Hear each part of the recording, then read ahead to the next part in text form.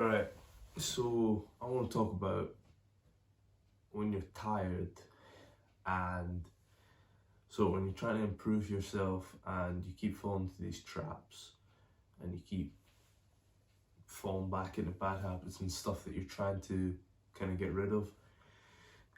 And sort of over the last, I want to say, couple of months, maybe, I don't know the specific amount of time, but I've made this sort of realization that the times that you're most likely to sort of fall into these bad habits are times when you're fatigued, or when you're just, well, like, you're tired. It can be from being awake for a long period of time, or not getting enough sleep, or from exercise induced fatigue, all these sort of things. Like I've noticed that nights when maybe I don't get enough sleep, I'll wake up and a lot of times I have to commute to get to training and stuff. Sometimes it'd be an hour, as it has been recently over the last month. And it's those sort of mornings when you're really fatigued, and I'm driving in the car and stuff. I'm sitting in traffic, and it's a really sort of specific type of almost anger, but that you get inside yourself. It's the sort of anger that I kind of get only really when I'm on my own. I don't consider myself a very angry person. Like, somebody could hit me late in a game of rugby or something, like completely off the ball, illegal. I'll probably stand up and be like, right, what are you doing? Like, I won't like go like start trying to scrap the person and start trying to hit them. I'll probably just get up and be like, what are you doing? But like, I accept that that's just part of rugby. But when I'm at these moments where I'm fatigued, it's almost like a state of vulnerability, and in those states of vulnerability, you tend to be more susceptible to fall into the bad habits again. That's a very, very important thing to be aware of. When you're fatigued, it's going to be a lot easier to fall into those habits without thinking about it. And what I've been really proud of is that I've been able to identify the points where I'm like being really judgmental and stuff, and really just getting annoyed at small things. And then I take a second and I realize almost, right, why are you doing this? Like, this is a bad thing to do.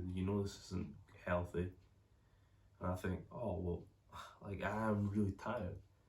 And I guess that kind of emphasizes the the importance of sleep. I'm sorry, I'm speaking a wee bit shaky and stuff. I'm quite cold, the heating's not on. I'm in a different place than I usually am, staying at my boss's house actually for the nights. She can't bother to drive home, to be honest. It's not really, like, I've got quite a sizable commute to get to work and stuff, but that's not important. But the point is, kind of, when you're fatigued or deprived of sleep, deprived of nourishment, maybe like food wise and stuff, those are the points where you're most vulnerable. And being able to catch yourself and be like, okay, that's a bad behavior, stop it, you're tired, you're very vulnerable to falling into this. Change that to, okay, be proud of the fact that you've identified that in yourself, the fact that you've identified that you're tired, and the fact that, like, almost taking that, it's kind of like replacing that responsibility from yourself. Like, you can be a good person. You've experienced times where you're being a good person, you display virtue, you act in a virtuous way. But when you're tired or slightly fatigued and stuff, you might be slipping into these habits, these bad habits that you're trying to avoid. And when that happens, when you're able to catch yourself quickly and change that and be like, okay, I need to act more virtuously and not in such a vice-like manner. Those are very important moments in sort of development. I've found that in my personal development and my self-development sort of period of living that I've had over the last almost a year, it's been the most important thing to be able to know when to catch yourself and to be able to change those behaviours. And that all comes from a self-awareness, which I want to actually sit down in a separate video and break down where the self-awareness comes from, because to be honest, it does kind of confuse me sometimes, where I find myself quite very self-aware. I need to look back into my background, how I was raised, sort of how I grew up in school, how I came up and stuff, where this sort of self-awareness comes from. But having that self-awareness, even when you feel weak and vulnerable and tired, sort of fed up, it's just infinitely important. And it's a very brief lesson, it's a very simple lesson, but I feel like that's very tangible to understand, is basically that self-awareness under fatigue.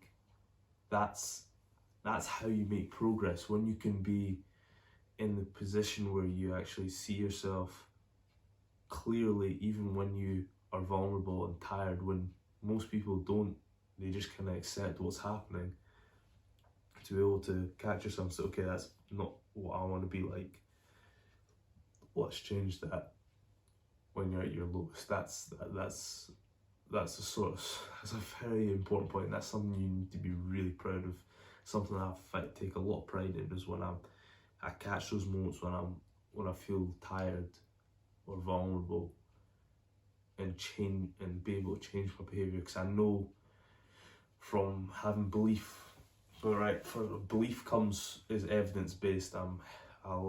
That's just what belief is. It comes from evidence of past examples and stuff like this. You believe that you can be a good person because you've exemplified in the past that you've been a good person. But when you catch yourself being a bad person, or acting in vice, performing vice, instead of virtue, you realise, well, I've had virtuous acts in the past, so why can't I do it now? And that does tie a lot into mindfulness and being aware of yourself on a regular basis, and that's probably one of the main pillars of becoming the best person that you can be. I'm not going to try and fluff it out anymore, because I've already waffled quite a wee bit. So I hope you find value in this video. Please like, subscribe. If you've watched this far, you obviously like these kind of videos, so hit the subscribe button. Benefits both of us. You get to see all my videos and stuff coming up in your subscriber box, and I get another subscriber. So like the video, comment anything bad or good. If you have anything that you disagree with, I'd love to have a conversation about that and develop my thought in this area. But until next week, see you later.